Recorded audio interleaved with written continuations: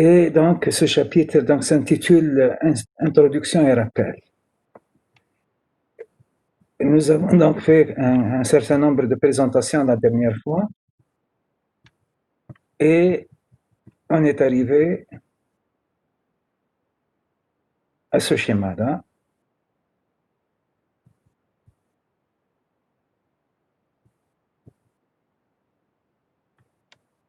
Je vais donc enchaîner à partir de ce tableau que nous avons déjà vu, qui est donc la technologie de la mémoire. C'est juste comme point de départ. Alors, la technologie, ou les technologies de la mémoire dans les ordinateurs, donc il y a plusieurs classes, ou bien il y a plusieurs technologies. Il y a la plus performante, c'est la SRAM, comme on a dit.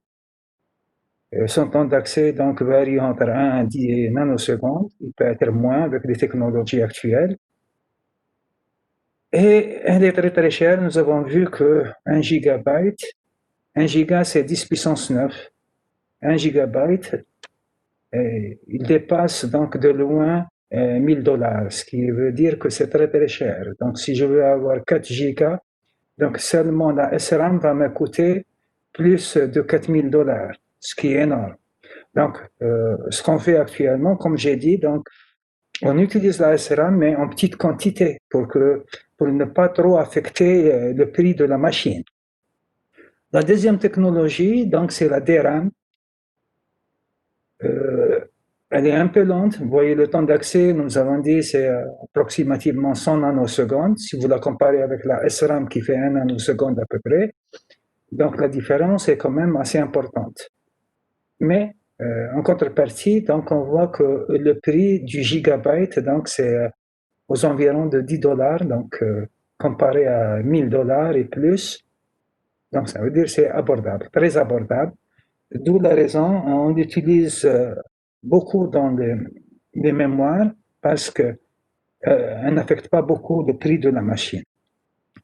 Ça, c'est, si vous voulez, entre le cache et la mémoire centrale. Maintenant, concernant la mémoire auxiliaire ou bien secondaire, vous vous rappelez, la mémoire secondaire, elle n'est pas connectée directement au CPU. Donc, ça veut dire qu'il faudrait d'abord prendre son contenu, le verser, le charger dans la mémoire centrale pour qu'il soit vu par le CPU.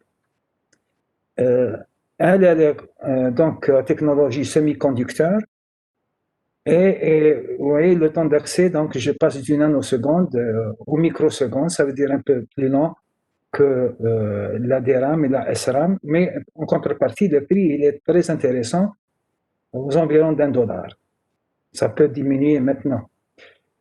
Et finalement, donc, comme mémoire secondaire également, le disque dur, disque magnétique, disque optique, etc.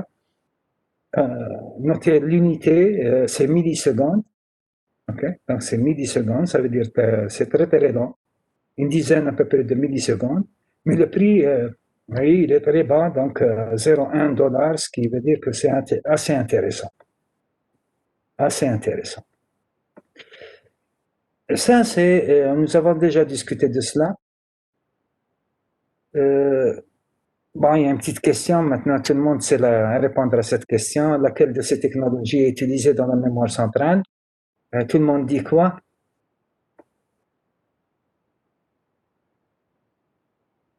لا، اللي قال لي SRAM نقتلو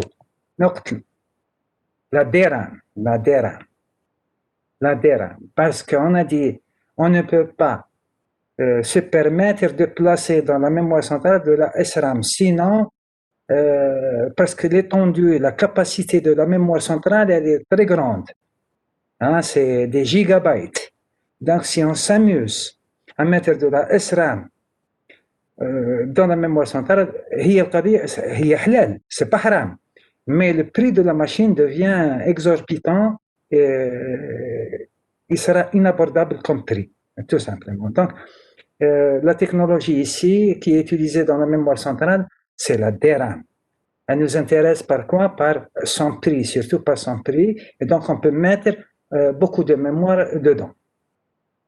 Est-ce qu'il y a des questions sur ce slide, s'il vous plaît? OK, donc je passe au slide suivant. Voilà. Le slide suivant, donc c'est un petit rappel, ou bien encore, en tout cas, on est dans le chapitre introduction et rappel, donc il y a beaucoup de rappels. Ce que je vous propose ici dans ce slide, c'est de voir les niveaux de cache qu'on peut avoir dans les machines actuelles. Ici, j'ai pris l'exemple d'un serveur et j'essaie de voir la hiérarchie de la mémoire. Alors, je l'explique parce que c'est un très bon schéma, il me plaît beaucoup. Essayez de le suivre, s'il vous plaît, avec moi et posez-moi des questions s'il y a des questions. OK. Je m'intéresse ici à la mémoire. Hein. Donc, le titre, c'est bien la hiérarchie de la mémoire. Quand je dis hiérarchie, ça veut dire, comment on dit en arabe, تسلسل de la mémoire, la plus rapide à la moins rapide, etc. Donc, qu'est-ce que je note? Voilà d'abord mon schéma. C'est un ordinateur, si vous voulez, c'est un serveur, un ordinateur. Donc, il y a le CPU, ensuite il y a les caches, cache de premier niveau L1. J'ai dit L, c'est pour dire level. Le cache de deuxième niveau, le cache du troisième niveau, L3. Ensuite, point de vue hiérarchie, j'ai la mémoire centrale. Et à la fin, j'ai la mémoire secondaire. Ici, c'est représenté par le disque storage. Storage, c'est stockage. OK, donc ça, c'est bien l'architecture d'un ordinateur, tel que nous l'avons vu. Alors, le plus rapide, ça va être bien sûr les registres du processeur. Les registres du processeur, c'est les éléments de stockage les plus rapides dans l'ordinateur. Un registre, c'est un emplacement de stockage et c'est le plus rapide dans la machine. Ici, à peu près, je donne pour chacun size et speed. Size, ça veut dire, dans les technologies actuelles, on peut aller jusqu'à quelle taille de registre. La taille des registres en bits, bien sûr. Et speed, c'est le temps d'accès à ces registres. C'est une moyenne. Donc, quand il s'agit de registres, les registres sont dans le processeur, bien sûr. Quand il s'agit de registres, ça dépend du type du processeur, mais il y a des processeurs qui peuvent aller jusqu'à 1000 bytes maximum. 1000 bytes maximum, pas plus. Il y a des registres qui sont à 1000 bytes. Pas tous les processeurs, mais certains processeurs, tels que les processeurs à vecteurs, ils sont à 1000 bytes. La vitesse, vous voyez, elle est très très rapide, quelques 300 picosecondes. Quelques 300 picosecondes, ce n'est même pas nanosecondes.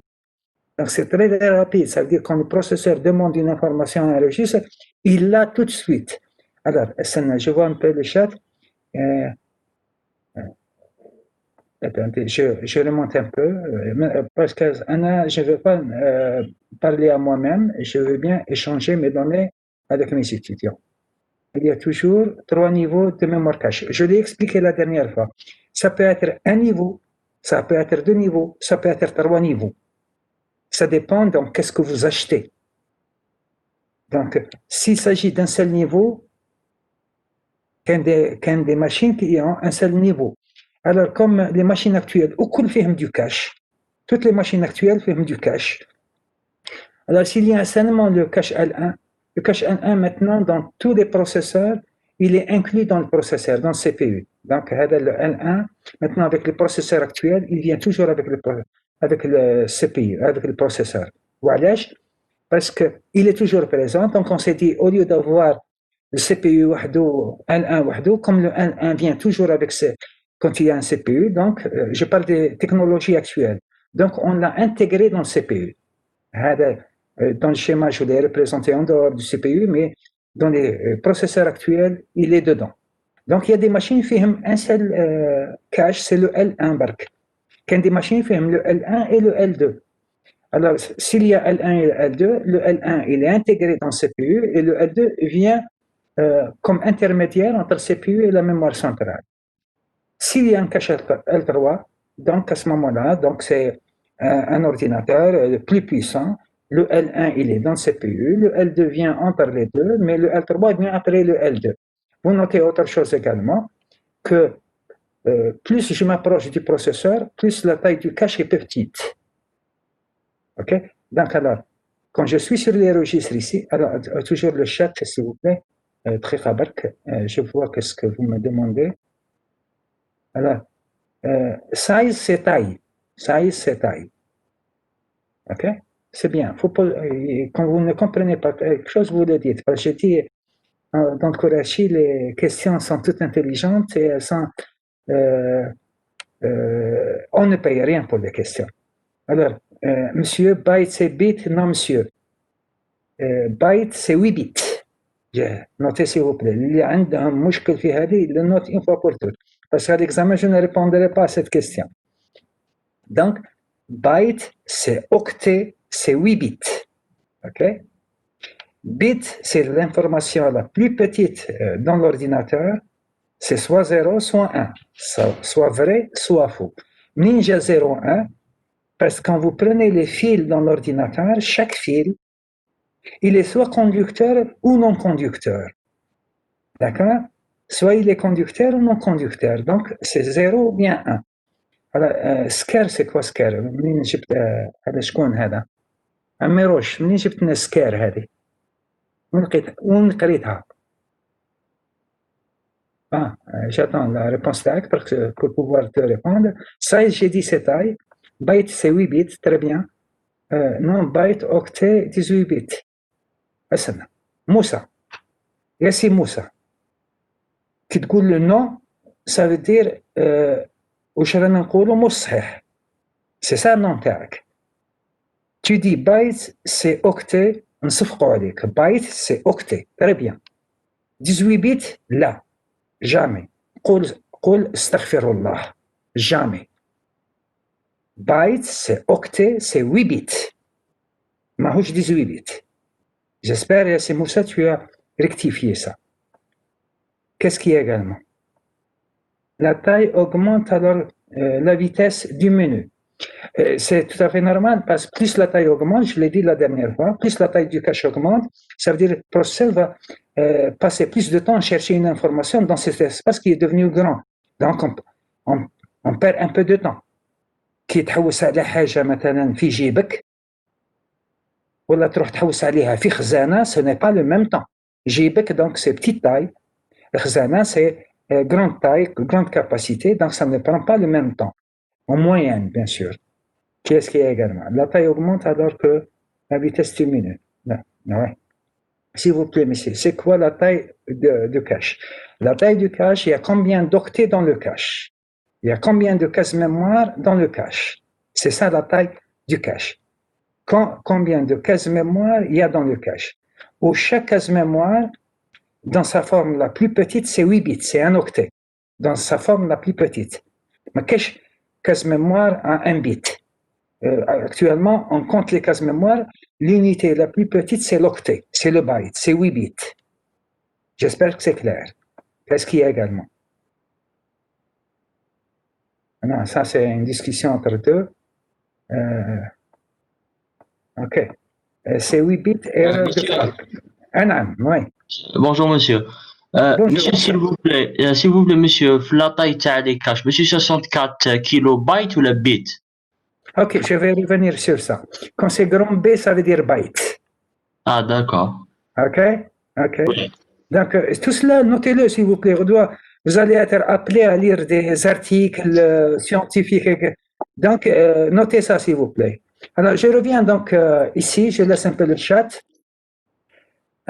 Alors, Moussa, maintenant, c'est une faute de frappe. C'est 8 bits, c'est pas 18 bits. Ok, on est content que tu aies fait. Ok, très bien. Alors, ok, آمنا بالله, c'est une erreur de frappe, c'est 8 bits. Très bien, Moussa. Ok, je reviens donc. Alors, quand je suis sur les emplacements de stockage dans CPU, on appelle ça quoi? On appelle ça registre. Registre, c'est des petites tailles. Et la vitesse, elle est excellente. Voyez-vous, quand le processeur demande une information, il l'a tout de suite. C'est quelques picosecondes, quelques centaines de picosecondes. Maintenant, si ce n'est pas dans un registre, donc on va chercher dans le cache. Si c'est le cache L1, il est petit. Donc, voyez-vous, c'est à peu près quelques dizaines de kilobytes. Lisez ça, kilobytes. Donc, le cache L1, il est très petit. Petit parce qu'on pense au prix.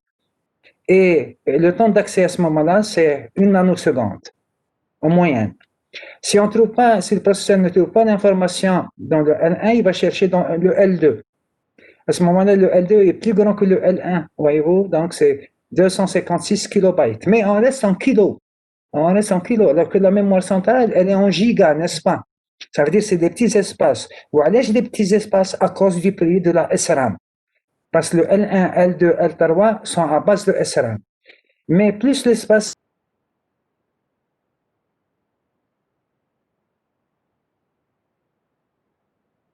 Maintenant, si la donnée, maintenant, input X, le processeur cherche X dans le registre, mais il dans le L1, mais il dans le L2, mais donc il va aller dans le L3. Donc il va chercher dans un espace plus grand. Voyez-vous, quelques mégabytes. Même le dernier des micro-ordinateurs actuels, c'est quelques mégabytes. Si vous comparez ça avec la mémoire centrale qui est très grande, c'est gigabytes, ça reste des petits espaces. Encore une autre fois, pourquoi c'est des petits espaces? À cause du prix de la SRAM. Vous vous rappelez? Beaucoup plus supérieur que $1000. Donc c'est très cher. Et le temps d'accès, bien sûr, parce que l'espace est plus grand, on va chercher dans un espace plus grand, donc ça prend 10 à 20 nanosecondes en moyenne. Hein. Maintenant, si l'information input X, on le trouve, pour celle ne le trouve pas ici, il va aller à la mémoire. À ce moment-là, il a un espace encore très grand. Voyez-vous, 4 à 16 gigabytes. Je suis dans un espace plus grand. Mais l'espace, il est plus grand, mais il ne va pas nous coûter beaucoup. Pourquoi? Parce qu'il est à base de DRAM. Hein? La DRAM n'est pas chère. Et donc, la DRAM me permet un espace plus grand, mais le temps d'accès, il est quand même également très important, 50 à 100 nanosecondes. Et maintenant, si la donnée, on va aller la chercher du disque dur, parce qu'on ne la trouve pas dans la mémoire centrale, alors, vous voyez le temps d'accès à ce moment-là, 5 à 10 millisecondes, ou G millisecondes de nanosecondes, n'est-ce pas? C'est un rapport d'un million, n'est-ce pas? Donc, c'est encore plus lent. Mais en contrepartie, on a un espace plus grand. C'est en terabytes. Terabytes. OK? Terabytes. Ceci me... Donc, voilà la hiérarchie. La plus rapide, elle est dans CPU, c'est les registres. Sinon, c'est le cache L1. Sinon, c'est le cache L2. Sinon, c'est le cache L3. Sinon, c'est la mémoire. Sinon, c'est le disque dur. Alors, plus je vais vers le processeur, les emplacements de stockage deviennent plus rapides. Avec نجي من disque dur en allant vers le processeur. Donc, le temps d'accès est meilleur. Par contre, plus je vais vers le processeur, plus je paye plus cher. Et maintenant, si je prends le contraire, du CPU vers le disque dur, plus je m'approche, je quitte le processeur, plus j'ai beaucoup plus d'espace, mais je vais avoir un temps plus important. En informatique, c'est le temps, bien sûr. OK? Je vais terminer ce slide en vous rappelant des choses.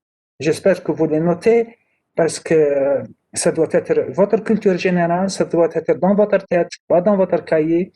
Donc, c'est quoi ça, cette zone en bleu? C'est un rappel de quoi? De quelques préfixes des unités de mesure. Je ne donne pas tous les préfixes, je dis quelques préfixes, celles qui nous intéressent le plus. Hein. Donc, quand je dis un picot, on a trouvé déjà picoseconde, n'est-ce pas? C'est 10 puissance moins 12, n'est-ce pas? Quand je dis une nano, on a déjà rencontré nano, c'est 10 puissance moins 9. Quand je dis une micro, c'est 10 puissance moins 6. Une milli, donc 10 puissance moins 3. Un kilo, c'est 10 puissance 3.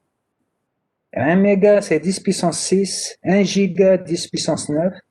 1 téra, c'est 10 puissance 12. On a rencontré téra, voilà. Terabyte. Téraoctet.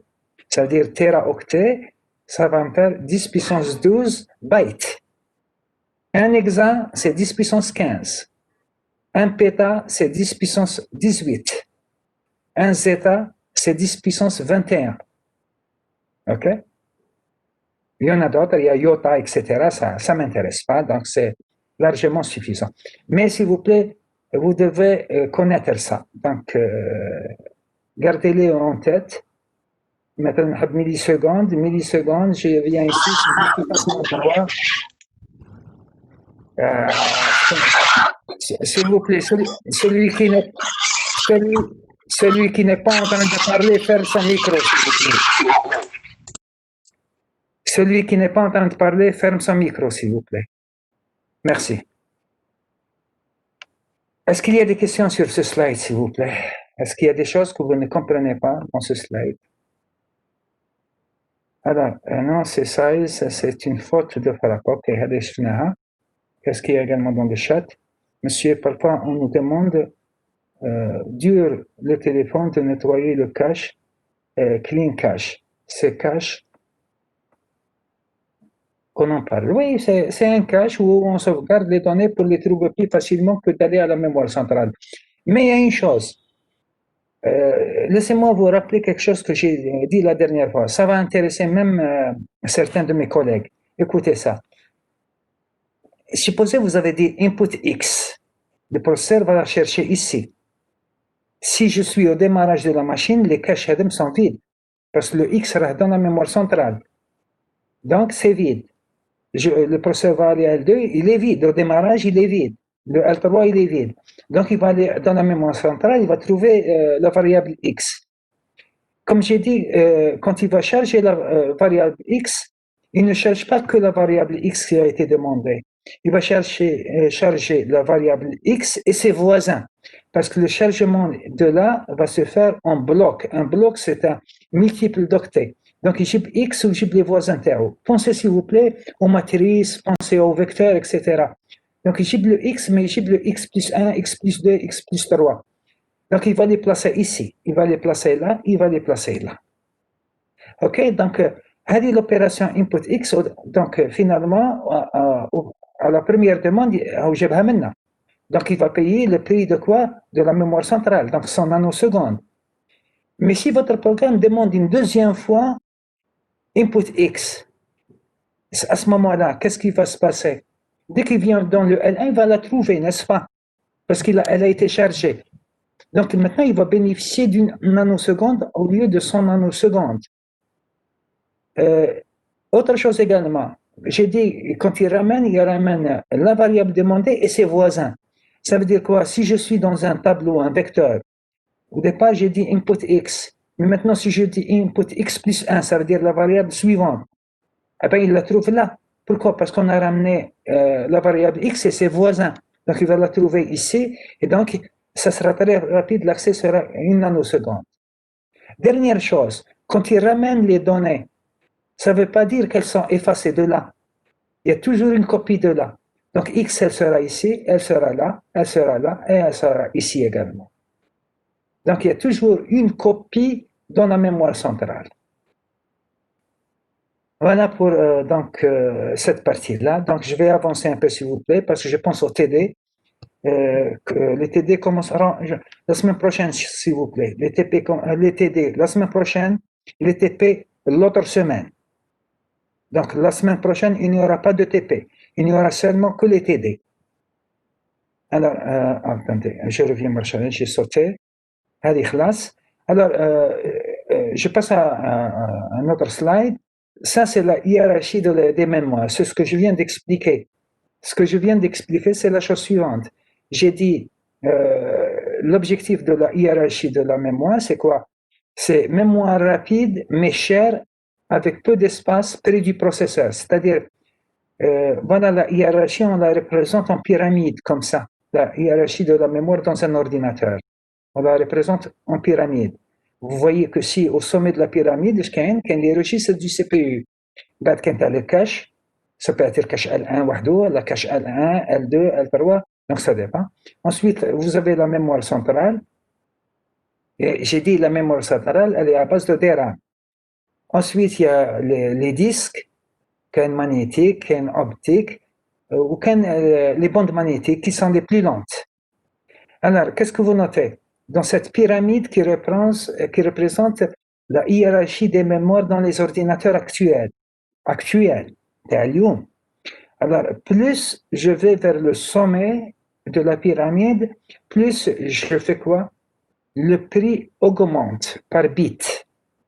Parce que quand je suis là, le prix du bit, il est plus grand que le prix d'un bit ici. Donc, plus je monte, plus je m'approche du processeur, plus le prix à payer de la mémoire serait plus grand. Maintenant, plus je me déplace vers la base de la pyramide, plus la capacité augmente. Vous voyez, l'espace qui est là et l'espace qui est là n'est pas le même. Donc la capacité augmente, malheureusement, le temps d'accès également augmente. Ça veut dire que quand je demande une information à cette unité de stockage, elle va prendre plus de temps pour me la donner. Ça, c'est ce qu'on appelle la hiérarchie des mémoires et elle est sous forme de pyramide. Donc, vous la trouvez dans tous les ouvrages, dans tous les articles de recherche qui s'occupent de la mémoire, vous trouvez ça. J'espère que vous faites une bonne lecture de cette hiérarchie de la mémoire. Voilà. Memory, Hierarchy, Design. Voilà, donc ça résume ce que j'ai dit tout à l'heure. Laissez-moi lire un peu. Cyrine, vous dites sur, point d'étoile, je ne comprends pas ça. Alors, Abdelzak dit B majuscule, c'est byte, et B minuscule, c'est bit. Exact, exact. Alors, qu'est-ce qu'il y a également? Ça, j'ai répondu à ça. De Cyrine, donc, je ne sais pas, toujours sur Tawan. De Abdelzak, هذه خلاص قلناها. Alors, Lia Souchere قلنا oui, ok, très bien. Lamia, c'est quoi le TB? Je l'ai dit, terabyte. Terabyte. Terabyte, ça veut dire, si vous revenez ici, vous avez tera, le voilà, un tera. Tera, c'est 10 puissance 12, byte. Je l'ai dit, Lamia Matrougdish. Alors, on continue. Qu'est-ce que vous me posez comme question? Terabyte, très bien. Yes, terabyte, très bien. OK? Terabyte. OK, donc tout le monde dit terabyte. OK, alors, d'Elias, 1024 gigas. OK, on accepte. Monsieur, on consiste sur quoi pour définir la taille du CPU? C'est quoi on consiste sur quoi pour définir la taille du CPU? Laisse-moi prendre la question d'abord. On consiste à quoi? La taille du CPU, c'est ce que vous achetez. عندك 5 دورو تشري بروسيسور تاع 5 دورو، عندك 20 دورو تشري بروسيسور تاع 20 دورو qui va être plus puissant que l'autre. Donc c'est ce que vous avez dans la poche qui va définir la taille du processeur. OK? Parce que la taille c'est la taille ici c'est quand on dit un processeur, ممكن اني فهمت la question تاعك. Quand on dit c'est un processeur 64 bits parce que les processeurs actuels de Intel sont 64 bits. Quand on dit un processeur 64 bits, ça veut dire que les registres qui sont à l'intérieur sont des registres 64 bits. Je suppose que c'est ça la question. Alors, Lamia, ok, merci, ça. Donc l'info ne va pas d'un cache à un autre, ça veut dire que c'est le CPU qui cherche dans les caches. Bien sûr, bien sûr. Bien sûr. Et le CPU cherche dans les caches à cause de quoi? Parce qu'il y a une instruction dans votre programme qui a dit input X. Si le CPU doit chercher une donnée, il passe d'abord par les caches composées de SRAM, puis sur la mémoire composée de DRAM, puis barakallahu fik, c'est très bien ça, c'est très bien. Temps de cycle, Ida Nishafi. Je ne sais pas c'est quoi ça. Bon, je m'arrête avec ça. Sinon, on ne va pas avancer. Alors, s'il vous plaît, on revient à notre cours. Donc, tout le monde se rappelle que nous sommes en train de construire un dictionnaire, n'est-ce pas? On a dit on ne connaît rien de l'informatique et nous sommes en train de construire un dictionnaire. Brina par le mot le plus évident qui c'était le mot informatique et grâce à monsieur Dreyfus, nous avons donc appris que veut dire le mot informatique et en même temps même celui qui l'a inventé. Mais si vous cherchez maintenant les parcs informatiques en Algérie ou bien dans le monde, ce n'est pas des parcs informatiques, c'est des parcs micro-informatiques. On fait beaucoup plus de la micro-informatique que de l'informatique. Donc, on ne va pas être plus royaliste que le roi. Donc, on va définir qu'est-ce que c'est que la micro-informatique. Alors, la principale caractéristique de la micro-informatique, c'est l'utilisation des micro-ordinateurs. Donc, on vient de définir micro-informatique. Donc, c'est la principale caractéristique, c'est l'utilisation des micro-ordinateurs. J'ai souligné le mot micro-ordinateur parce que nos connaissances en informatique sont zéro. Et donc, je vais rajouter maintenant dans mon dictionnaire la définition du mot micro-ordinateur. C'est quoi un micro-ordinateur? Alors, on nous dit ici qu'un micro-ordinateur, c'est un ordinateur. Alors, le fait de dire qu'un micro-ordinateur est un ordinateur, ça veut dire quoi? Sur le micro-ordinateur, également s'applique notre fameuse définition qu'un ordinateur est un système électronique capable de recevoir, traiter, emmagasiner et transmettre de l'information. Donc, avec la définition que nous avons utilisée pour ordinateur, elle reste valable pour même un micro-ordinateur, parce qu'on a dit qu'un micro-ordinateur est un ordinateur. Sauf que maintenant, cet ordinateur, il est de faible encombrement. Donc, il n'occupe pas beaucoup d'espace. C'est ça un micro-ordinateur. Et ce micro-ordinateur-là, l'unité centrale de traitement TAHA, le CPU TAHA, s'appelle quoi? Un microprocesseur. OK? Donc, un micro-ordinateur est un ordinateur. Donc, toutes les fonctions à l'ordinateur s'appliquent, mais il est de faible encombrement grâce à la miniaturisation. Et l'unité centrale CPU-TAO s'appelle quoi? Microprocesseur. Donc, microprocesseur, c'est quoi? C'est CPU dans un micro-ordinateur. Comme notre dictionnaire n'est pas encore complet, donc on a souligné le mot microprocesseur et on définit qu'est-ce que c'est qu'un microprocesseur. Donc, un microprocesseur est un circuit intégré, donc qui maintenant une puce. Donc, un microprocesseur est un circuit intégré complexe, bien sûr, parce qu'il fait beaucoup de fonctions, capable de réaliser quoi? Toutes les opérations, toutes les fonctions d'une unité centrale de traitement. Donc, ce microprocesseur me réalise toutes les fonctions d'une unité centrale de traitement. Quelles sont ces fonctions? Recevoir, traiter, emmagasiner et transmettre de l'information. OK? Donc, ça, c'est microprocesseur. Donc, nous avons enrichi notre dictionnaire avec le mot micro-informatique, avec le mot micro-ordinateur, avec le mot microprocesseur, et nous avons défini ce que c'est qu'un microprocesseur. Alors, là, j'ai donné quelques petits exemples de microprocesseurs. Donc, alors, s'il vous plaît, c'est quoi un microprocesseur? C'est le CPU dans un micro-ordinateur. C'est lui qui fait toutes les fonctions que nous avons vues avec un ordinateur. OK? Alors, quelques exemples de circuits intégrés. HADA, c'est un circuit intégré qu'on appelle le processeur Intel 4004. HADA, c'est un autre processeur qu'on appelle le Intel 8086. HADA, c'est un microprocesseur également qu'on appelle le Intel Core i9. OK? Tout cela, c'est des processeurs. Bien sûr, ils varient par quoi? Par leur puissance, par leur taille, etc. Alors, خلينا نعطيكم un peu d'historique. Le leader maintenant, le leader du monde des microprocesseurs, c'est Intel. Hein?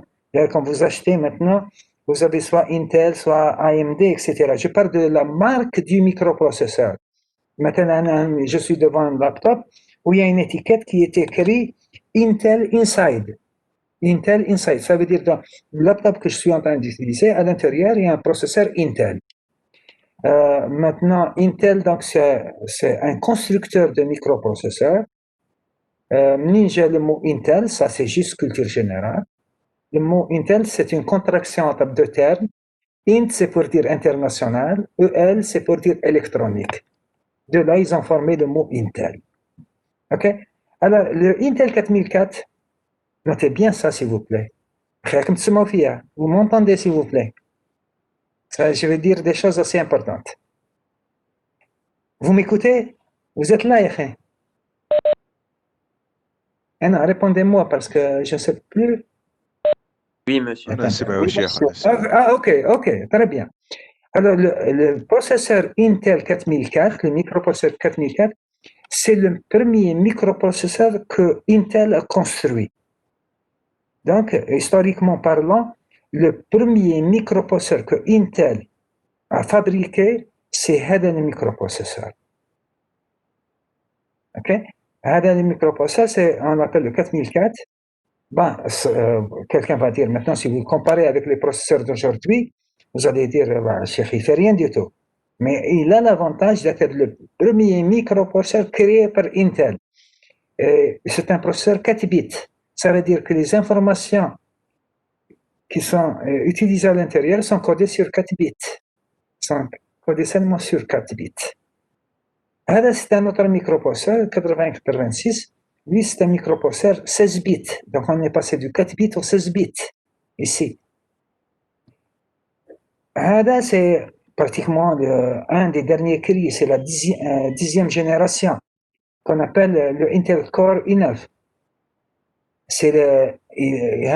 Maintenant, il habille les processeurs actuels, les machines actuelles, les microprocesseurs actuels. C'est le i9. Il est très puissant. C'est un 64 bits. C'est-à-dire il peut travailler avec des données de 64 bits. Donc, voyez-vous, avec le premier, les données utilisées étaient codées sur 4 bits. Avec le 8086, les données utilisées sont codées sur 16 bits. Et celui-là sont codés sur 64 bits. Donc, il y a toute une évolution. Et tout le monde a le mérite d'avoir été présent à un certain moment. Et le plus récent, c'est celui-là. Donc, ce qu'on retient maintenant, c'est qu'un microprocesseur, c'est le CPU dans les micro-ordinateurs, dans votre laptop, dans les PC, etc. C'est lui l'unité centrale de traitement. Des questions sur ça, s'il vous plaît?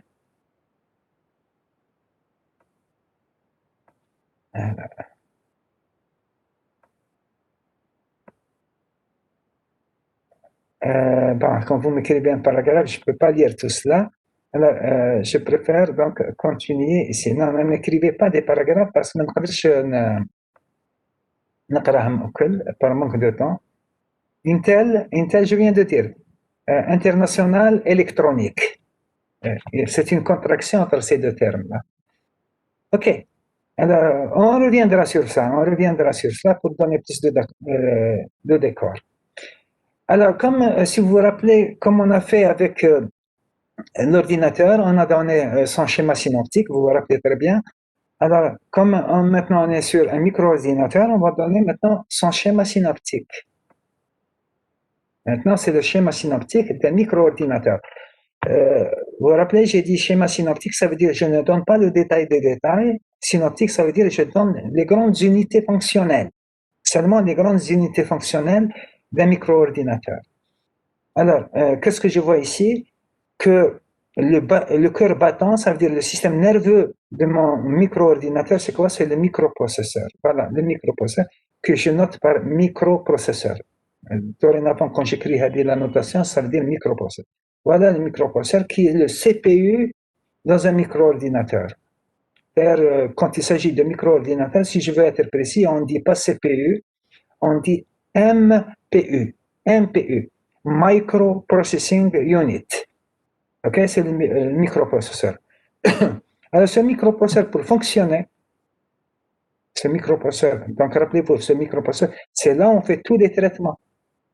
C'est là où on fait tous les traitements. Pour qu'il fonctionne, il doit être piloté par ce qu'on appelle une horloge. Une horloge. L'horloge, c'est un circuit qui va délivrer au microprocesseur un signal périodique, un signal carré périodique. Tout à l'heure, on va voir l'intérêt de cela. Donc, il y a une horloge. D'ailleurs, maintenant que vous allez acheter un micro-ordinateur, parmi les questions que vous posez au vendeur, c'est quoi? Quelle est la fréquence du microprocesseur de cette machine? OK? Alors, la fréquence du microprocesseur, ça veut dire c'est la fréquence du signal généré par le circuit d'horloge. Quel est l'intérêt de cela? Dans le slide suivant, s'il vous plaît. On va arriver à cela. Donc, on a le processeur, et ce processeur, pour qu'il fonctionne, il doit être alimenté par un signal d'horloge. Parmi l'intérêt de l'horloge, c'est quoi? C'est elle qui va fixer le temps d'exécution du traitement. C'est elle qui va fixer la rapidité de la machine. Okay? Bien sûr, plus l'horloge, le signal d'horloge, sa fréquence est grande, plus rapide sera la machine et plus vous allez payer, tout simplement. En plus de cela, un micro-ordinateur doit avoir de la mémoire centrale, la mémoire centrale, qui est à base de DRAM. Vous vous rappelez qu'il m'a avec le schéma synoptique d'un ordinateur. Le processeur est relié à la mémoire centrale à travers 3 bus. Le bus d'adresse, c'est noté ici, dans la légende. Le bus d'adresse, le bus de données et le bus de contrôle. Donc, la mémoire est reliée au processeur, qui est l'unité centrale de traitement d'un micro-ordinateur, à l'aide de 3 bus. Le bus d'adresse, le bus de données et le bus de contrôle. Je vais vous inviter seulement, je vais dans d'autres slides détailler tout cela, mais je veux le coup d'œil comme Bark ici. Notez que le bus d'adresse, tout le monde doit noter, il est unidirectionnel. Il y a une seule tête de flèche. Il est unidirectionnel. Que veut dire cela? On en parlera plus tard. Le bus de données, il est bidirectionnel. Le bus de contrôle, il est bidirectionnel. Je veux que tout le monde ait cette observation. Le détail sera donné plus tard. Mais si vous voulez en 2 mots, le bus d'adresse, c'est le bus. Un bus, c'est quoi finalement? Un bus, c'est un ensemble de fils. C'est un ensemble de fils en parallèle. C'est une nappe. Un ensemble de fils où chaque fil va véhiculer soit 0, soit 1. C'est ça un bus. Donc, c'est un ensemble de fils parallèles comme ça. Chaque fil va véhiculer donc soit 0, soit 1. Donc, le bus d'adresse va véhiculer les adresses. C'est-à-dire, le processeur, quand il va dire « je veux accéder à la mémoire », il doit préciser « il veut aller dans quelle case mémoire ». L'adresse va venir du processeur vers la mémoire à travers le bus d'adresse. Vous notez que ce bus n'est pas bidirectionnel, ça veut dire la mémoire n'a rien à adresser dans le processeur. C'est seulement le processeur qui adresse la mémoire. Le contraire n'est pas vrai. Le bus de données, il est bidirectionnel. Pourquoi bidirectionnel? Parce que le processeur peut aller à la mémoire pour lire une donnée, comme il peut aller écrire une donnée. Donc, la donnée, elle peut aller dans un sens ou bien dans l'autre. Le bus de contrôle, ce n'est pas pour les données, ce n'est pas pour les adresses, c'est pour des signaux de contrôle. Je parlerai de cela plus tard, Inch'Allah. Voilà les 3 bus qui relient les deux entre le processeur et la mémoire. Maintenant, si vous êtes sur une technologie actuelle, vous pouvez avoir entre la mémoire centrale et le processeur la mémoire cache, comme on a dit avant, tout simplement. Et s'il y a une mémoire cache, elle peut être soit L1, soit L1 et L2, soit L1, L2 et L3. Ça dépend de la puissance de votre machine. Mais ce qu'il faut noter, s'il y a une machine cache, elle est à base de SRAM. Maintenant, vous savez que la SRAM est beaucoup plus cher que la DRAM est beaucoup plus rapide. OK. Alors, ce que j'ai encerclé ici, tout cela va être détaillé dans le Archi 1. Ça veut dire ce semestre. Ce semestre. OK? Mais un processeur ne discute pas seulement avec la mémoire. Un processeur également discute avec les périphériques. Discute également avec les périphériques. Parmi les périphériques, je peux avoir un clavier, je peux avoir un écran, je peux avoir une imprimante, je peux avoir un disque dur, je peux avoir un flash disk, et j'en passe, moteur, etc. Alors, si c'est un clavier, donc ça veut dire que c'est une unité d'entrée. Donc, ça veut dire que le flux de données va aller dans ce sens-là, dans le sens de la flèche. Donc, ça sera une unité d'entrée. Et tout le monde se rappelle que le clavier, c'est l'unité d'entrée standard. Si maintenant c'est un clavier, un écran, donc lui, il reçoit des données du processeur, voyez-vous. Et la donnée, elle vient par le bus de données. Elle est là, elle vient là, et elle va vers l'écran. OK? Donc, ça, c'est une unité de sortie standard. Ça peut être une imprimante. L'imprimante seulement également reçoit du processeur, mais n'envoie rien au processeur. Vous voyez le sens de la flèche. Si c'est un disque dur, Un disque dur, on peut le lire qu'on peut l'écrire. C'est pour cela que le flux est bidirectionnel ici. Si c'est un flash disk, c'est la même chose. On peut le lire qu'on peut l'écrire, donc vous voyez le sens de la flèche. Il y a une chose qui est très importante. Tous les périphériques qui sont là, ça c'est ce qu'on appelle des périphériques, ne sont pas connectés directement au processeur. C'est-à-dire que le processeur ne discute pas directement avec ces unités d'entrée-sortie comme ça. Il discute il échange des informations avec ces périphériques à travers ce qu'on appelle des circuits d'interface d'entrée-sortie. Des circuits d'interface d'entrée-sortie. Ça, c'est des intermédiaires. Ça veut dire que si jamais le processeur va écrire vers l'écran, il va envoyer sa donnée au circuit d'interface et le circuit d'interface l'envoie à la mémoire. هنا لحقنا ذاك البيت القصيد. البيت القصيد c'est que جماعة ISIL vont faire seulement archi 1. Donc ils vont s'arrêter à ce niveau-là. جماعة ACAD, ils ont archi 1 في le premier semestre, mais ils ont archi 2 dans le deuxième semestre. Et donc il va avoir toutes les notions de tout le micro-ordinateur.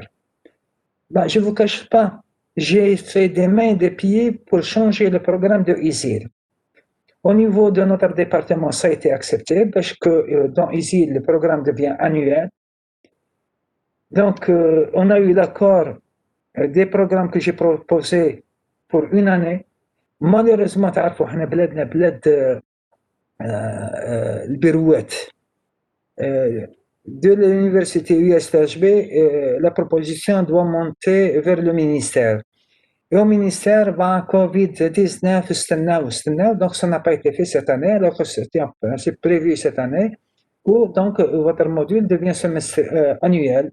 Ce n'est pas le cas pour cette année. Donc pour Shab Isil, ça va s'arrêter à ce niveau-là. Donc on fera que Archi 1 malheureusement. Dommage. Est-ce qu'il y a des questions sur ça, s'il vous plaît, sur le schéma synoptique d'un micro-ordinateur, s'il vous plaît, avant de passer au slide suivant?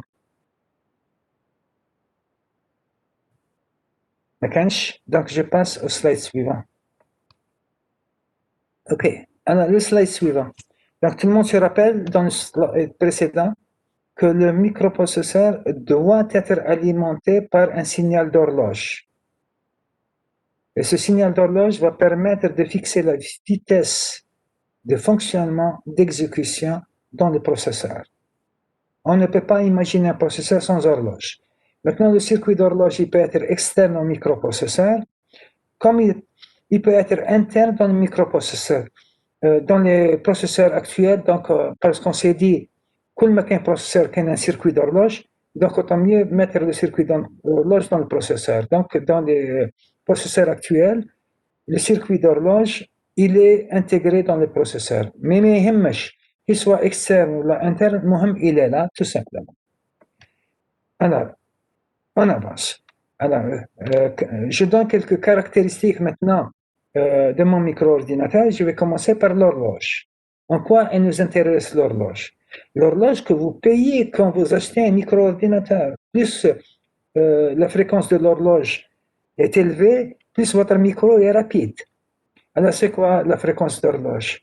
La fréquence d'horloge, c'est la fréquence de pulsation. La fréquence de pulsation. On dit les pulsations du cœur. Donc, le battement des cœurs, ça veut dire c'est la même chose. Donc, c'est la fréquence de pulsation générée par le circuit d'horloge pour le cadencement et la synchronisation des opérations dans le CPU. Son unité de base est le Hertz. OK? Voilà comment ressemble un signal d'horloge, c'est-à-dire le circuit d'horloge fournit un signal qui ressemble à cela. Donc il y a des pulsations, voyez-vous, niveau haut, niveau bas, niveau haut, niveau bas, niveau haut, niveau bas. Donc c'est exactement comme ça que le signal d'horloge est fourni de circuit d'horloge vers le processeur. Ce que vous notez, que le signal d'horloge est un signal carré. Il a la forme carrée, c'est une forme carrée. Il est périodique, c'est-à-dire à chaque période, le même signal va se répéter, n'est-ce pas? T pour moi, c'est la période. Donc cette période, ce signal dans cette période va se répéter dans le temps, il va se répéter.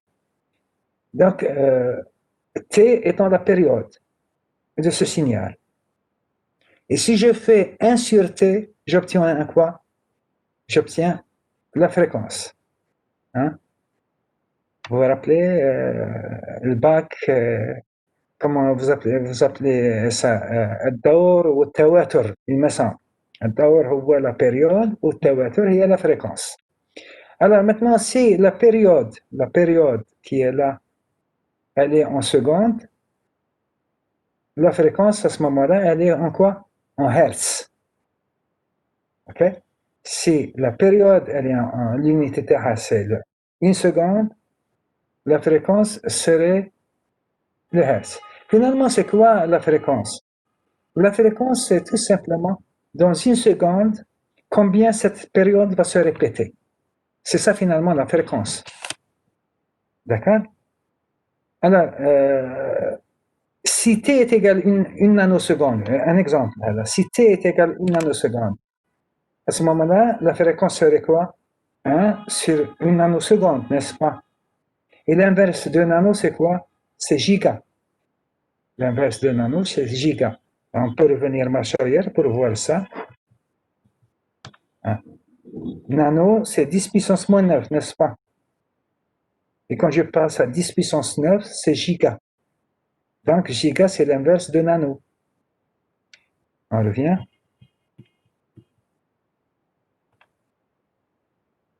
C'est bon, il n'y a pas de question sur ça? S'il n'y a pas de question, je vais vous provoquer, on va passer à un exemple. On passe à un exemple? Allez, on passe à un exemple. Il est excellent l'exemple. Hop, pardon. Alors, voilà l'exemple. Qu'est-ce qu'il dit? Soit le programme suivant. Supposez j'ai un programme. هذا هو le programme. هذا هو le programme. Je vais l'expliquer. Soit le programme suivant exécuté sur deux machines différentes. Une machine que je vais appeler M1. Monsieur, pardon. Oui. Monsieur, pouvez-vous répéter? J'ai eu une coupure dans la connexion. Je répète à partir d'où? À partir de la fréquence 1 sur T. Bon, la fréquence 1 sur T, rapidement. La fréquence 1 sur T, T étant la période du signal. Cette période va se répéter dans le temps. Donc, quand vous faites 1 sur T, vous avez la fréquence. Et j'ai dit, أنا ما نحبش واحد يحفظ des règles. C'est quoi la fréquence? Au lieu de dire la fréquence c'est 1 sur T, moi je préfère que chacun dit que la fréquence c'est combien de périodes je vais avoir dans une seconde. La période qui est là, je vais avoir combien de périodes dans une seconde. C'est ça la fréquence.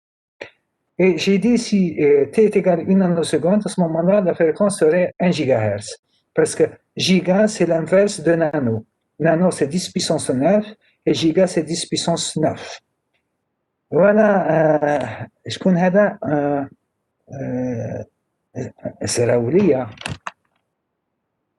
Ok. Parfait. Donc, je passe un exemple. Je suppose que ça, c'est un programme qui est هذا. Je vais l'expliquer. Que je vais exécuter sur deux machines différentes. La première machine, c'est M1. Et la deuxième machine, je l'appelle M2. OK? Donc, عندي deux machines, je vais exécuter عليهم mon programme. Mon programme هو هذا. Il se trouve que la première machine M1, sa fréquence c'est 1 GHz. Ça veut dire la fréquence de son horloge, c'est 1 GHz. Et la deuxième machine M2, c'est 2 GHz. En d'autres termes, Abdelhadi ما عندوش دراهم بزاف شرا لا ماشين تاع 1 GHz. و quelqu'un d'autre, je prends au hasard, quelqu'un d'autre, صابر, عندنا صابر لهنا, acheté la machine M2, عنده دراهم شرا une machine plus rapide 2 GHz. C'est sûr que Saber a payé plus cher que Abdelhadi, parce que la machine de Saber, elle est plus rapide, n'est-ce pas? Ok, donc le même programme, on va l'exécuter sur la machine de Abdelhadi et de Saber. C'est quoi le programme que je vais exécuter? Alors, vous ne connaissez pas beaucoup la syntaxe, je vais l'expliquer. La première instruction, elle dit quoi? Move bx, 1, 2, 3, 4, h. Je l'explique. Move, c'est move. بالعربية حول, transférer, charger.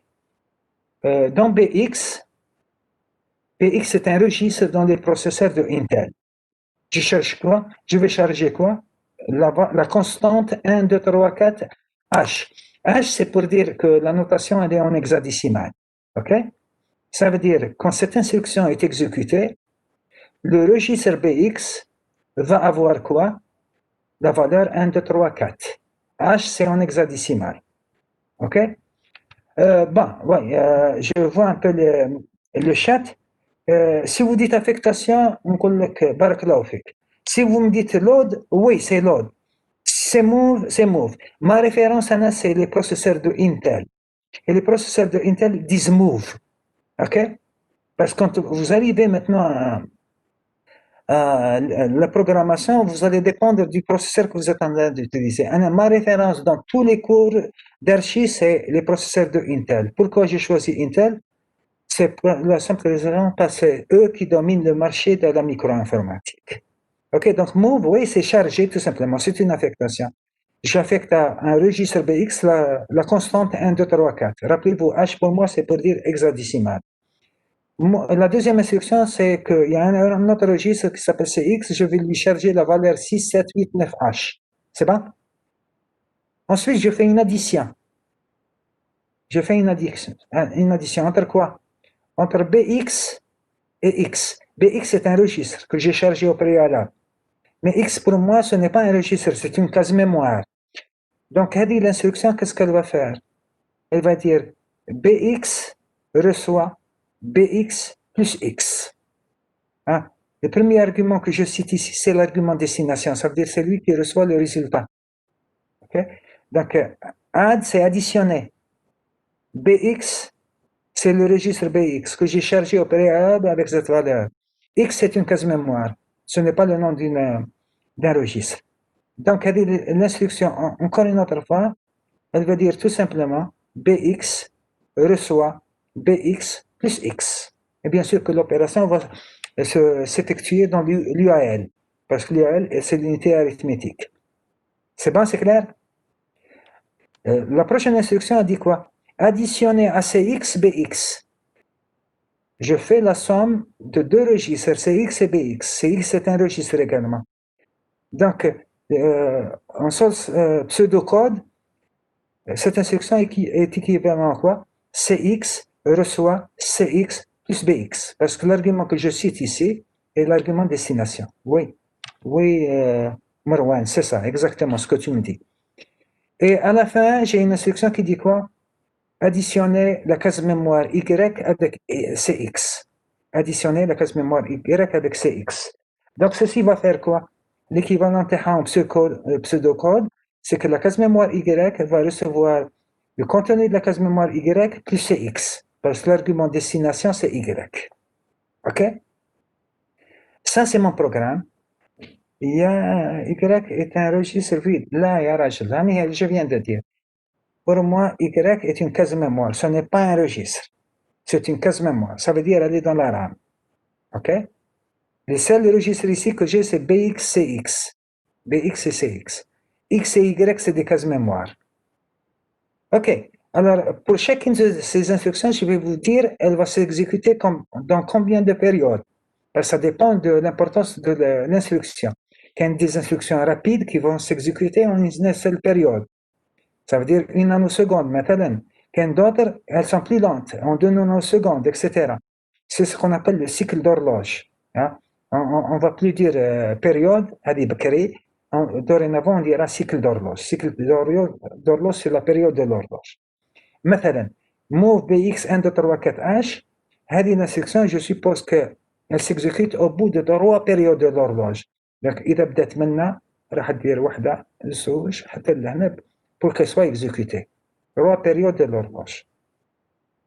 Move CX, هذه la valeur, donc les deux instructions se ressemblent. Hein. J'ai move, registre, constante, donc c'est le même temps. Par contre, add BXX, je suppose que ça prend 7 cycles machine. Pourquoi? Parce que l'instruction, elle va passer par l'UAL, elle va demander le chargement de la case mémoire X, ensuite faire l'opération dans l'UAL et laisser les résultats dans BX. Donc ça prend un peu plus de temps, donc ça va prendre 7 périodes de l'horloge. Suivez-moi très bien. L'exemple, il est très intéressant. Add CX-VX, ça, c'est une addition entre deux registres. Elle va s'effectuer dans l'UAL et le résultat va être stocké dans CX. Donc, je suppose que ça prend 4. Pourquoi ça prend moins que cela? Parce qu'il n'y a pas d'accès mémoire. Les deux registres sont dans le processeur et on a dit que les registres sont très très rapides, donc ça prend un temps rapide. Et finalement, additionner Y à CX, elle va prendre le plus de temps. Pourquoi? Parce que cette instruction va demander d'abord le chargement de Y vers le processeur, ensuite exécuter l'instruction, et à la fin, le résultat va encore revenir vers la mémoire. Donc ça prend plus de temps. Donc ça prend 12. Ok, donc finalité de la chose, mon programme, pour s'exécuter du début jusqu'à la fin, va prendre combien de cycles d'horloge? Encore une autre fois, cycle d'horloge, ça veut dire période de l'horloge. Il suffit de sommer Adam, tout simplement. Il suffit de sommer ça. Et si vous sommez ça, donc mon programme qui est là va s'exécuter au bout de combien? 29 cycles machines, هذا cycle d'horloge. 29 cycles d'horloge. Ça veut dire, إذا بديت là, il faut compter 28 périodes, 29 périodes, 29 cycles d'horloge pour que mon programme s'exécute. C'est bon? Donc, mon programme s'exécute au bout de 29 cycles machines, le cycle d'horloge. Si j'essaie maintenant de chercher le temps d'exécution de mon programme, temps d'exécution. Alors, le temps d'exécution, c'est quoi? C'est le total des cycles machines, voilà, 29, divisé par la fréquence. Si vous faites ça, vous allez avoir le temps d'exécution, ce n'est pas en cycle d'horloge, mais en temps. Maintenant, le temps d'exécution sur la machine Abdelhadi, M1, on a dit c'est total cycle machine, qui est combien? Qui est 29, n'est-ce pas? Sur la fréquence Abdelhadi, que nous avons supposé 1 GHz. 1 GHz, c'est 10 puissance 9. Donc, je divise par 10 puissance 9. Et l'unité serait seconde. Donc, mon programme va s'exécuter au bout de 29 cycles machines. 29 nanosecondes. En 29 nanosecondes, mon programme va être exécuté. Par contre, si je passe dans la machine Sabre, qui est M2, le temps d'exécution, je vais appliquer toujours cette formule-là, n'est-ce pas? Ce sera total cycle d'horloge, qui est toujours 29, que je divise par la fréquence maintenant à Sabre, moi je Abdelhadi, qui est 2 gigas. Voilà, 2 gigas, ça veut dire 2 fois 10 puissance 9. Et l'unité serait seconde. Voilà. Maintenant, si vous montez 10 puissance 9 pour tous les nanosecondes, ça va me donner 14,5 nanosecondes. Une observation, s'il vous plaît. Qu'est-ce que vous notez? Pour le même programme, sur un processeur donné, ça sera le même nombre de cycles machines, le même, que je sois sur la machine Abdelhadi ou la Sabre. C'est le même nombre de cycles machines. Par contre, le temps d'exécution risque d'être différent parce qu'il va dépendre de la fréquence. D'où vous notez, Abdelhadi ou Sabre, le programme il va faire 29 cycles d'horloge pour s'exécuter sur les deux machines. Par contre, en termes de temps, Abdelhadi, ça va prendre 29 nanosecondes, ou Sabre, ça va prendre 14,5 nanosecondes. Pourquoi? Parce que la fréquence de Sabre, elle est meilleure que la fréquence de Abdelhadi. Ça veut dire que l'exécution en Sabre sera plus rapide que l'exécution en Abdelhadi. Donc, même nombre de cycles d'horloge du programme, mais des temps d'exécution différents. Et c'est dû à quoi? C'est dû à la fréquence de l'horloge. Donc, finalement, la fréquence de l'horloge est très importante. Plus vous payez pour avoir une meilleure fréquence, meilleur sera le temps d'exécution de votre programme. Il y a des questions, s'il vous plaît?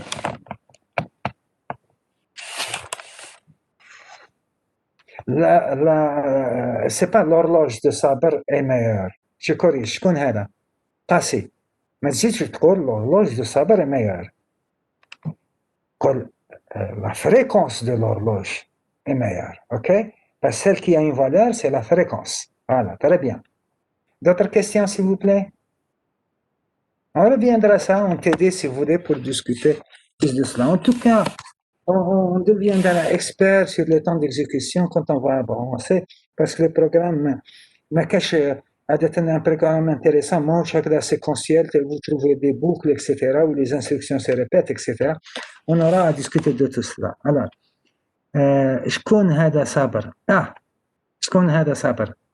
C'est une question du cours, Hadi? Attendez.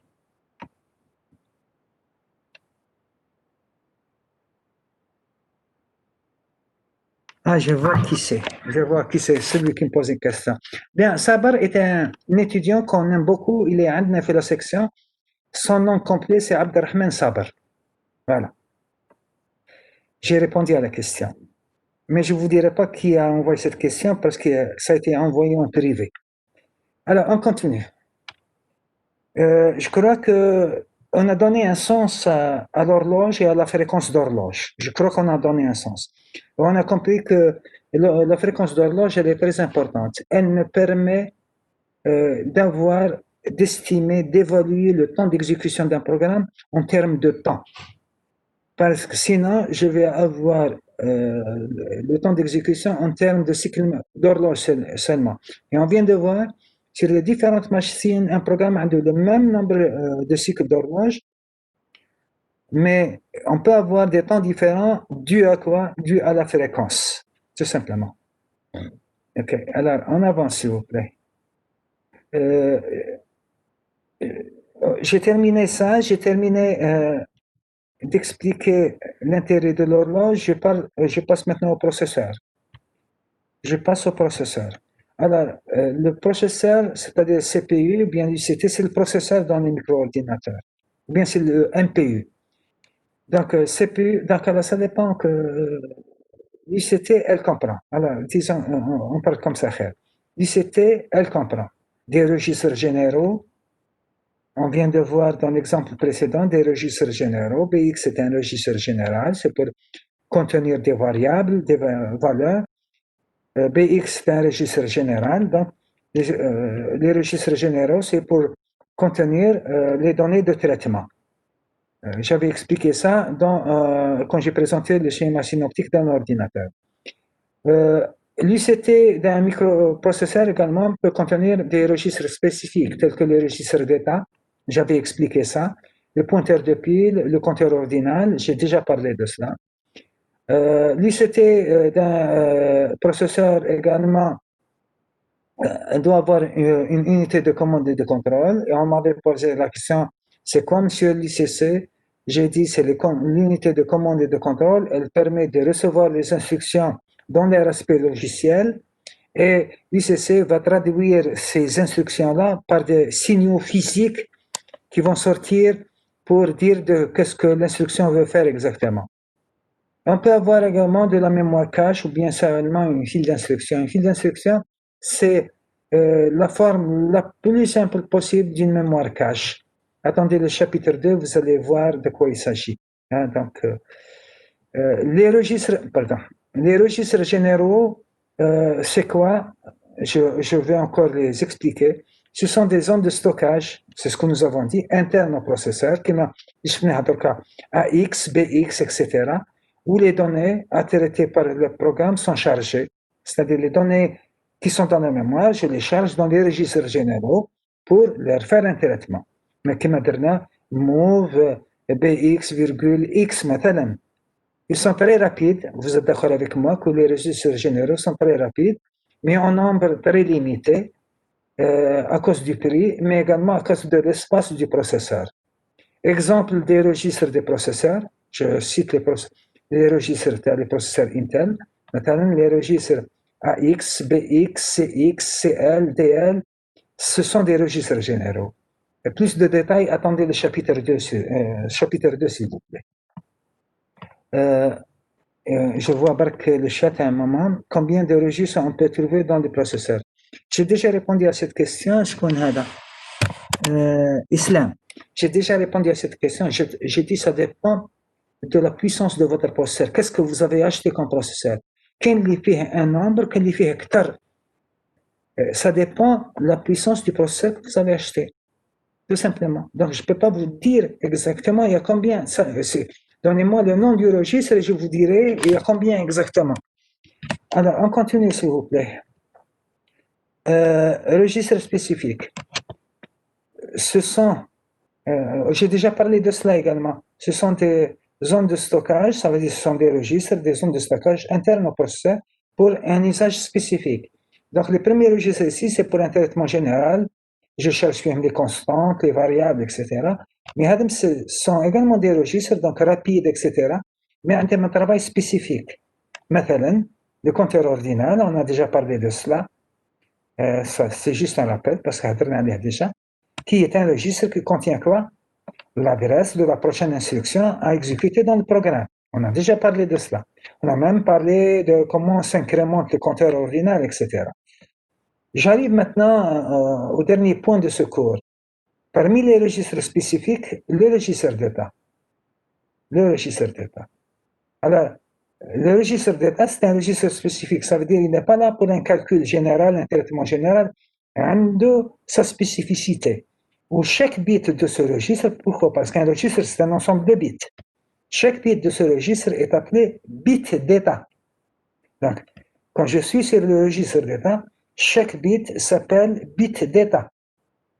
Ou bien en anglais, c'est ce qu'on appelle flag. Donc, s'il vous plaît, flag, moche flag. OK?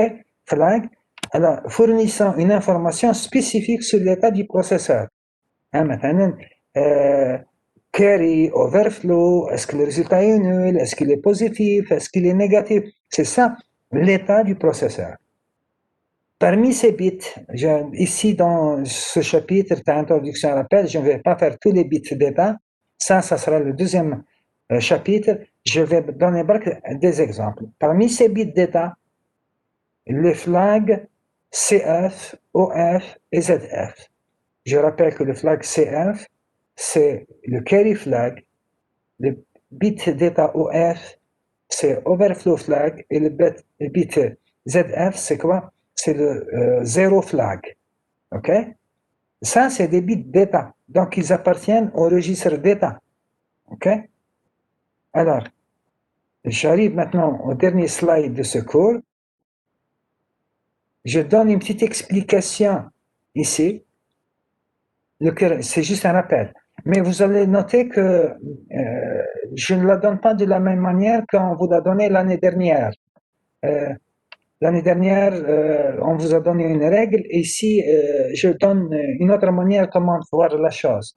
Donc, alors, le carry flag, ou bien ce qu'on appelle le bit de la retenue, ce bit, lorsqu'il est...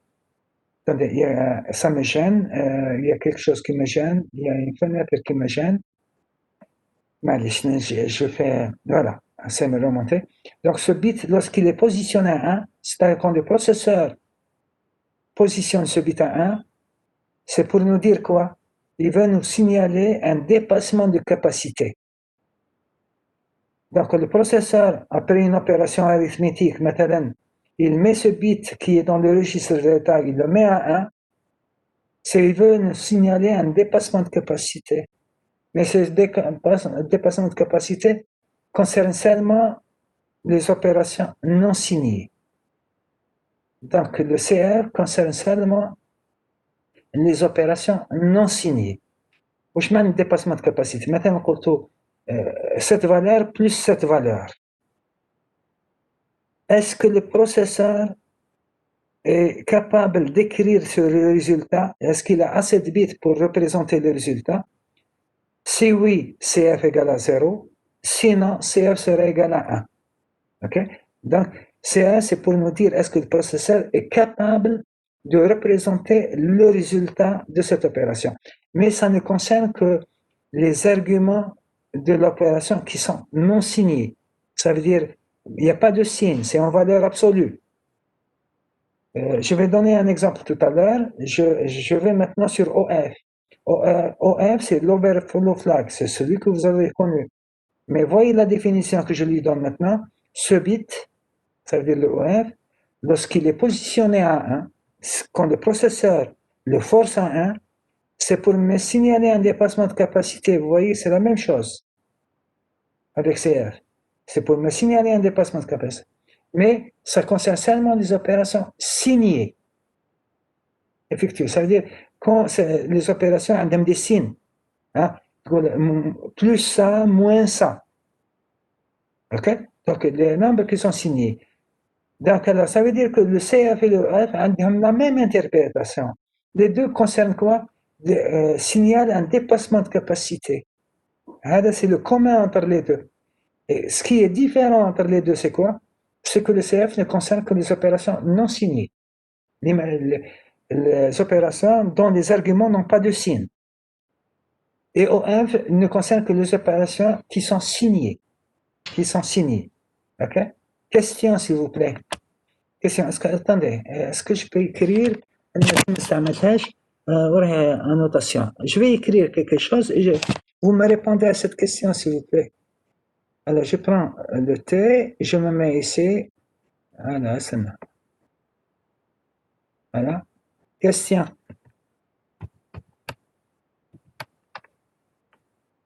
Ça, c'est la valeur FF, H.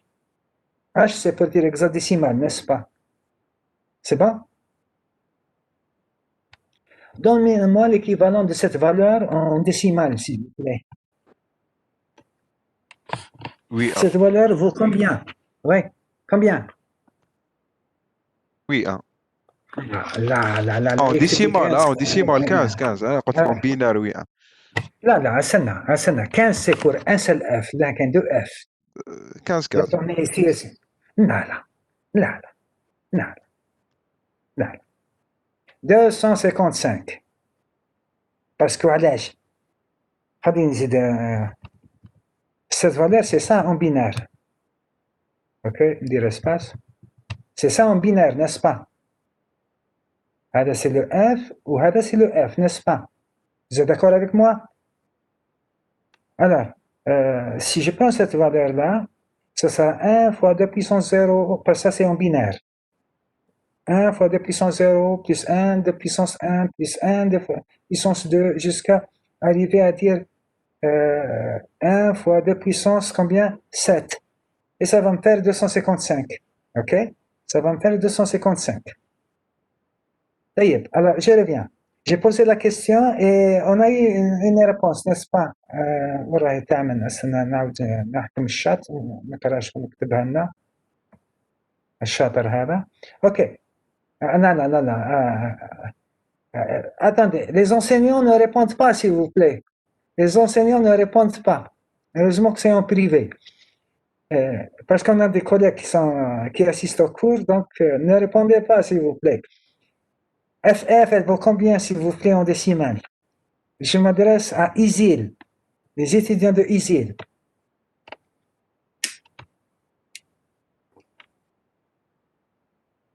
Si vous allez, c'est l'écriture en hexadécimal, n'est-ce pas? Ou l'écriture, elle est en binaire, c'est l'équivalent, n'est-ce pas? Si vous sommez les bits, vous allez sortir avec la valeur égale à combien? Attends. Vous allez sortir avec la valeur qui nous a été donnée par une enseignante, 255. Est-ce que vous êtes d'accord avec ça? OK. Mais ça, c'est la valeur non signée. C'est la valeur non signée. Pourquoi? Parce que en écrivant en binaire, j'ai comptabilisé tous les bits. Il n'y a pas de bits de signe. Donc, quelle est la valeur? Elle est bonne pour non signer. Mais, si je veux l'avoir en signé,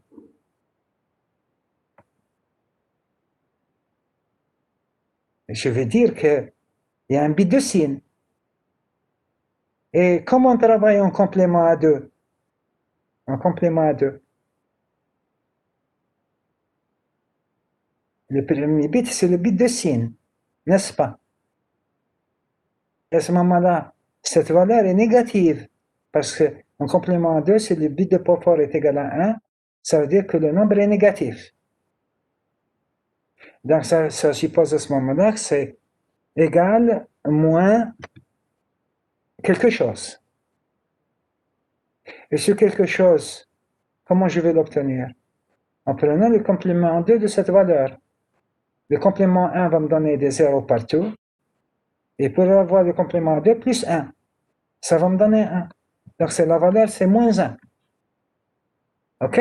Donc en résumé, le FF en tant que valeur, tout dépend comment je veux l'interpréter. Est-ce comme signé ou non signé? Si c'est non signé, ça veut dire tous les bits vont participer dans la valeur du nombre. Et ça va me donner 255. Maintenant, si moi je suis en train d'interpréter FF comme étant signé, le fait d'écrire FF en binaire, je constate que le nombre est négatif, parce que le bit de poids fort est égal à 1. Il est négatif, j'ai écrit moins. Mais la valeur, c'est quoi? C'est moins quelque chose. Et ce quelque chose, je prends le complément 2 de cette valeur, parce que c'est négatif. Le complément 1 me donne des zéros, plus 1, ça me donne un 1, donc c'est égal à moins 1. Donc la même valeur, elle a deux valeurs différentes, ça dépend est-ce que je suis en signé ou là en non signé, tout simplement. Bon, si vous avez des difficultés sur ça, les TD est fait pour cela, donc on discutera ça dans le TD. Il y a un autre bit d'état, je vais terminer s'il vous plaît, un autre bit d'état, ce qu'on appelle le zéro flag. Là, ce bit, lorsqu'il est positionné à 1, c'est un bit, bien sûr, du registre d'état. C'est pour me signaler que le résultat d'une opération est nul, que le résultat est nul. Si ZF égale à 1, il va me dire que le résultat est nul. Ça peut servir, par exemple, dans les structures de contrôle en algorithmique. Vous avez vu, on fait parfois des tests et des branchements. Si le résultat égale nul, je vais faire ça, sinon je vais faire ça. Donc, au lieu d'aller tester les résultats, je peux venir tester très facilement le bit ZF. Et si ZF est égal à 1, ça veut dire que le résultat est nul de l'opération. OK. Alors, je termine maintenant par un exemple. Il va vous servir pour le premier TD. Alors, que dit cet exercice-là, là, cet exemple? Effectuer les opérations suivantes, les opérations que je veux. Ça, c'est en hexadécimal. FF plus 0,1. Une autre opération 7F plus 0,1. Une autre opération 80H plus FFH. Donner le résultat pour chacune de ces opérations-là et donner pour chaque opération les flags CF, OF et ZF après l'opération. Donc, on va terminer avec ça. Alors, si je prends la première opération qui est FF plus 0,1H, elle est la première. En allant l'écrire en binaire, FF, c'est ça. 1, 1, 1, 1, 1, 8 fois. Plus, et le 0,1, ça s'écrit comme ça, 0, 0, 0, 0, 0, 0, 0, 1. OK? Je fais l'opération, et cette opération, comme vous constatez, elle me donne des zéros partout. Est-ce que vous êtes d'accord avec ça?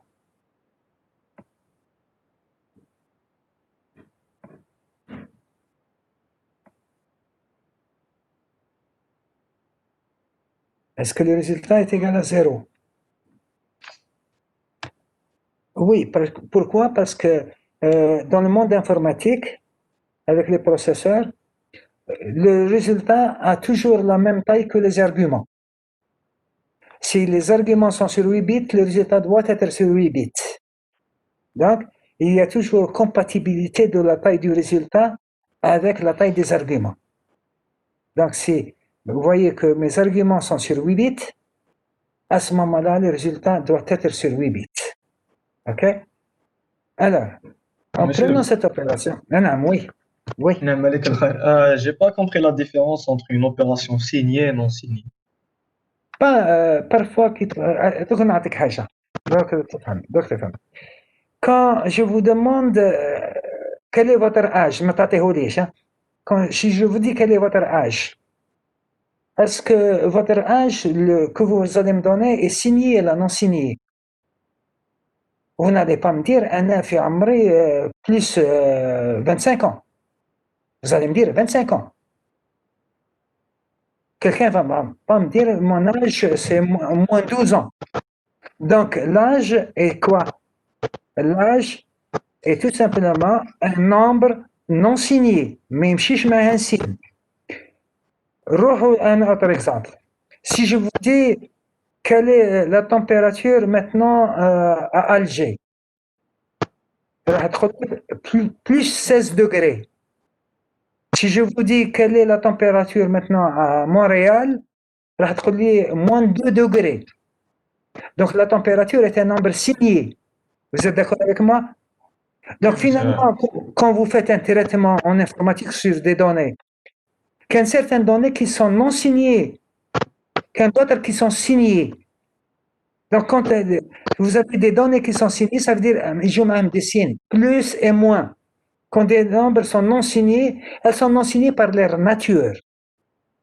كيما âge ولا تقول تروح للمولى الحانوت ماشي راح تقول له اعطيني moins 5 كيلو تاع بطاطا راح تقول له 5 كيلو et 5 kilos donc c'est un nombre non signé. Donc ماهوش انا اللي نخير est-ce que le nombre est signé ou non signé. C'est la nature de la donnée qui impose est-ce que c'est signé ou non signé. Inch'Allah, c'est clair. Oui, monsieur, merci avec ça. Ok, صح. Parfait, donc on vient d'effectuer l'opération et elle a donné un résultat nul. Selon vous, ce résultat, il est correct ou incorrect?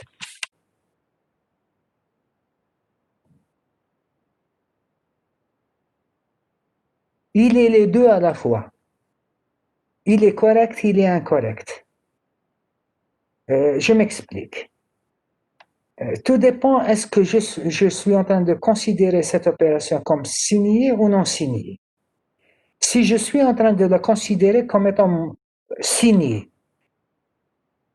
si je considère qu'elle est signée, donc, le premier nombre, il est clair qu'il est négatif, n'est-ce pas? Si je considère que cette opération est signée, ça veut dire que les arguments sont signés. Le nombre est négatif, c'est ce que j'ai expliqué ici. Le 1 qui est là, c'est pour dire que c'est négatif, c'est un complément à 2. Plus la valeur, c'est moins 1. Plus, le nombre il est signé par son complément à 2. Si le bit de poids fort est égal à 0, ça veut dire qu'il est positif. Donc, le nombre, c'est combien? Plus 1. Moins 1 plus 1, c'est égal à 0. N'est-ce pas? Donc, ça marche très bien. Donc, le résultat est correct. Si l'opération est signée. Donc, ça veut dire qu'il n'y a pas de dépassement de capacité OF égale à 0. Parce qu'on a OF concerne les opérations signées. Donc, il n'y a pas de dépassement de capacité. Moins 1 plus 1, c'est égal à 0. Donc, OF égale à 0. Maintenant, si je suis en train de considérer cette opération comme étant non signée, alors, le premier nombre qui est là, on l'a calculé. C'est 255, n'est-ce pas? Plus 1, ça me fait 256. Et le problème, c'est où maintenant? Le processeur, il a un problème. Pourquoi? Parce que sur 8 bits, la donnée, elle est sur 8 bits, n'est-ce pas? Sur 8 bits, le maximum, la valeur maximale que je peux écrire, c'est quand tous les bits sont en 1 en binaire, n'est-ce pas? Tous les bits sont en 1. C'est la valeur maximale. Donc, le maximum, c'est 255. Sur 8 bits, أقصى حد اللي تقدر تكتبه pour non signer, c'est 255. Donc, déjà, la valeur était à son maximum, n'est-ce pas? Et on lui a rajouté un 1 qui est devenu 256. Donc, est-ce que le processeur peut écrire cette valeur 256 sur 8 bits? La réponse est non. Pour pouvoir écrire 256, il me faut combien? 9 bits. 8 bits ne suffisent pas. Donc, le processeur va signaler un dépassement de capacité. Il va dire, si vous êtes en train de considérer cette opération comme étant non signée, moi, le processeur, j'ai un problème. Je ne suis pas en train de donner un résultat correct. Et donc, le résultat est faux. Donc, vous voyez, ce résultat, il est correct si je suis en train d'interpréter cette opération comme étant signée, parce que OF égale à 0, mais le résultat, il est incorrect si je suis en train d'interpréter cette opération comme étant non signée, parce que le résultat serait 256 en décimale, et 256, je ne peux jamais l'écrire sur 8 bits. Donc, le processeur a un problème, il le signale ici, il dit, il y a un dépassement de capacité. Finalement, ZF, nous avons dit, c'est pour dire est-ce que le résultat est nul ou pas nul. Bon, si vous voyez le résultat, il est nul. Donc, ZF est égal à 1 pour dire que le résultat est nul. نزيد لكم وحده ونخلي لكم وحده ليكم نتوما. La deuxième, s'il vous plaît, je vais m'arrêter. Donc, هذه ما نديرهاش. La deuxième. Voilà maintenant une autre opération qui dit quoi 7F plus 0,1. 7F هو هذا c'est 7 هذا F en binaire. Plus 0,1 هاو le 0 هاو le 1. Ok Je fais l'addition. Il est clair que si vous faites l'opération, ça va donner ce résultat qui est là. Ok Alors, pour CF maintenant. CF, rappelez-vous, concerne seulement les opérations non signées, n'est-ce pas? Les opérations non signées. Est-ce que le processeur rencontre un dépassement de capacité? La réponse est non. La réponse est non. Parce que cette loi-là, je peux l'écrire sur 8 bits. D'ailleurs, si vous traduisez ça en décimale, allez, la valeur تاع الفوق هذه, c'est 127. Plus 1, ça fait 128. Donc, je peux écrire ce résultat. Si, pour une opération non signée, pour non signé, il n'y a aucun problème, parce qu'il n'y a pas de signe. Et donc, le processeur va dire CF égale à 0, comme s'il vous dit quoi? Je n'ai pas un dépassement de capacité pour non signé. Ça veut dire bien Hania, et le résultat est correct. Maintenant, je passe en OF. Quand je suis sur OF, je dois faire quoi? Une interprétation signée de l'opération. Signée, ça veut dire il y a des signes. Ok. Donc, ça veut dire c'est un nombre signé. Qu'est-ce qu'il vaut le nombre? 0, c'est pour dire positif, n'est-ce pas? Si vous allez trouver que c'est plus 127. Voyez-vous, cette fois-ci, je prononce le mot plus, parce que c'est signé. Et le deuxième également, il est positif et c'est plus 1. Donc, comme si j'ai fait plus 127 plus 1. OK? Alors, est-ce qu'il y a dépassement de capacité ou pas? Je peux le voir de deux manières différentes. Quelqu'un peut dire, non, plus 127 plus 1 ne peut pas, qui donne plus 128 ne peut pas s'écrire sur 8 bits. هذه قراءة. Une deuxième manière de voir la chose, c'est de se dire quoi? Attends, c'est quoi هذا التمسخير? Le premier nombre est positif. Plus. Le deuxième nombre est positif également. Donc, si le processeur il a assez de bits, en faisant la somme de deux nombres positifs, il doit me donner positif.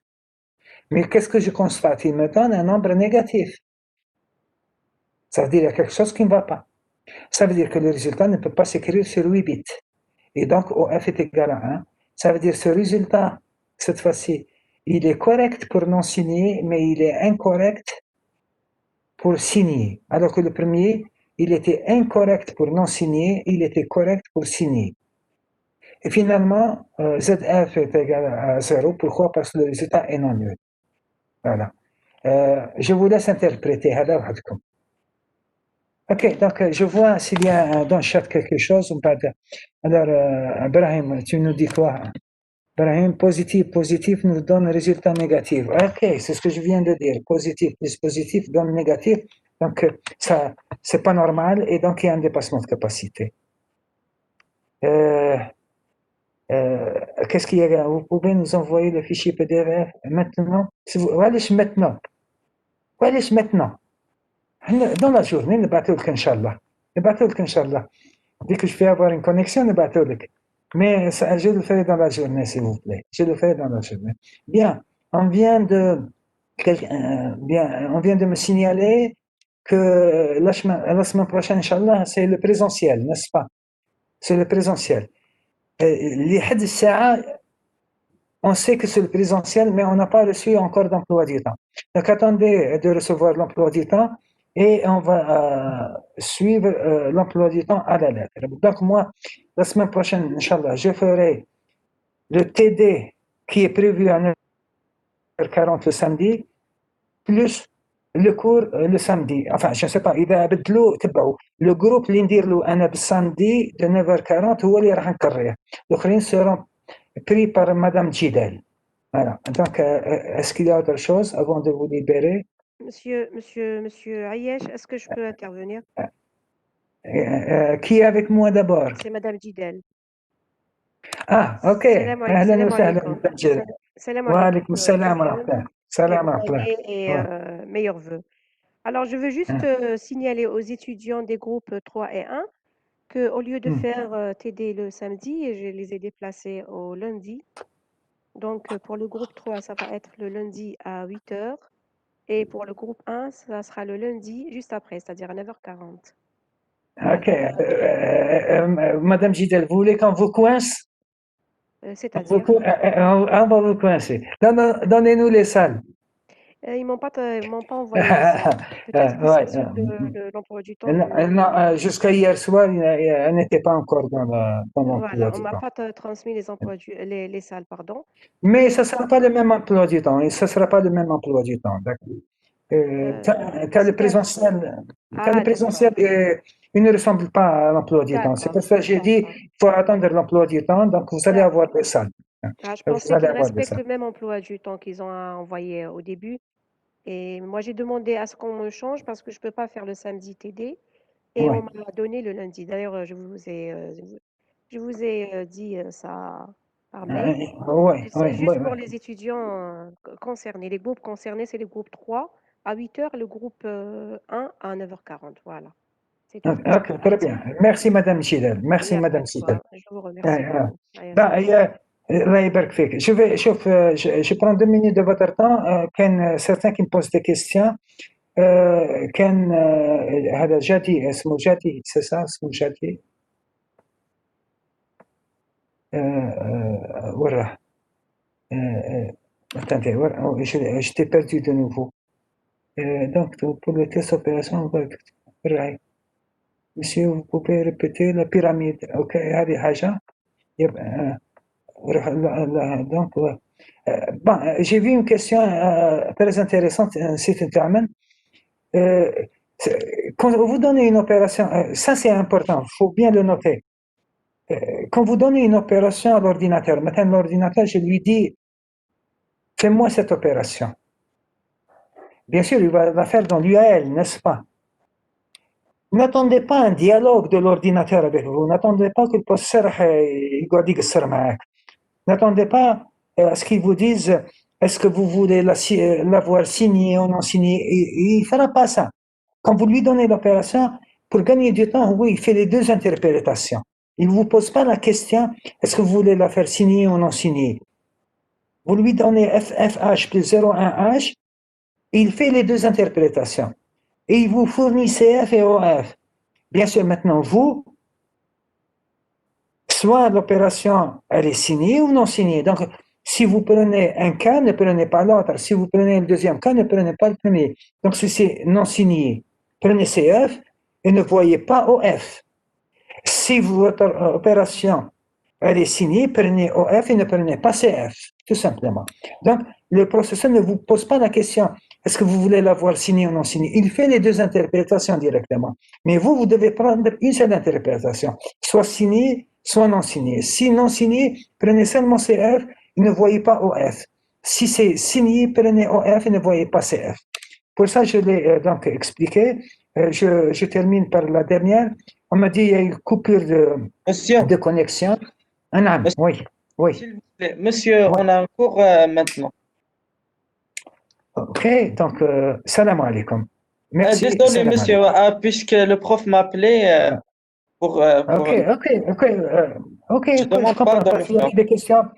Vous allez recevoir, Inch'Allah, le cours. Merci. Yatkum saha. Salam alaikum. Désolé, monsieur. Merci. La semaine prochaine, Inch'Allah. Non, Inch'Allah. j'ai compris. OK.